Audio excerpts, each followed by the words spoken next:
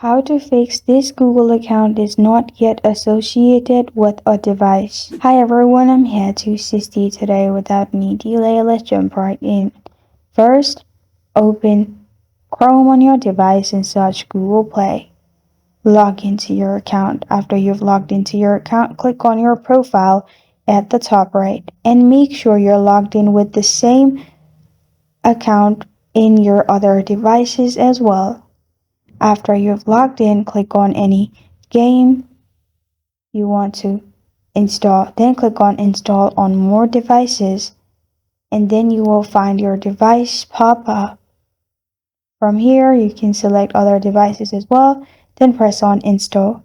After you press on Install, you can install the app from here as well for other devices as well. And this is how to fix this Google account is not yet associated with a device. Thank you for joining me today. If this video helps you out, please leave a like and subscribe for more. Got a question or want to suggest a topic? Comment below. Thank you for watching.